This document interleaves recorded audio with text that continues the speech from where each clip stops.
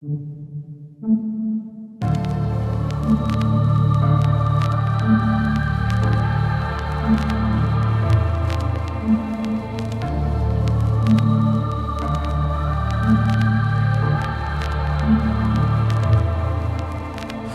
ឡាបិតែងមានបនឡាទីផ្សារវាមានការប្រកួតប្រជែងជីវិតបើយើងមិនប្រឹងប្រែងតែអ្នកណាក៏ច្រែងជានោះយើងខ្ញុំខំចាក់ចេញពីផ្ទះដើម្បីកាពះខ្ញុំប្រឹងណាស់ដើម្បីកែប្រែប្រវត្តិសាស្ត្រឲ្យផ្លាស់ចេញពីក្រីក្រ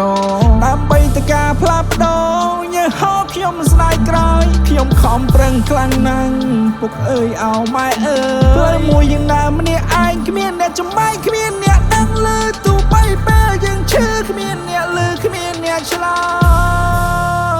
យ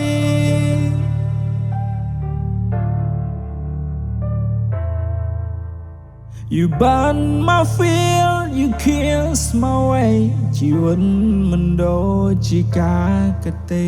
You burn my fear, you kill my way ជីវិត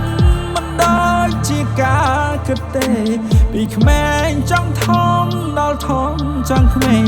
ជីវិតមួយនេះគឺខ្ញុំវង្វេ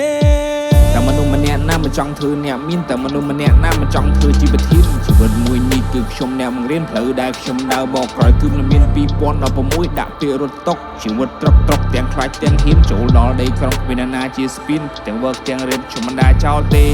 ពេលថ្ងៃខ្ញុំចេញទៅធ្វើការយប់ឡើងខ្ញុំចេញទៅសាលា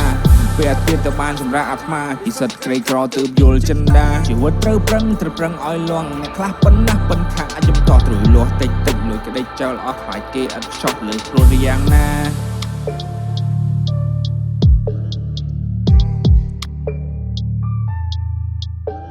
You burn my fear, you kiss my way ជីវិតមិនដូចជាការកទេ You burn my fear, you kill my way ជីវិតមិនដូចជាការកទេពីក្មេងចង់ធំដល់ធំចង់ក្មេងជីវិតមួយនេះគឺខ្ញុំបងវេង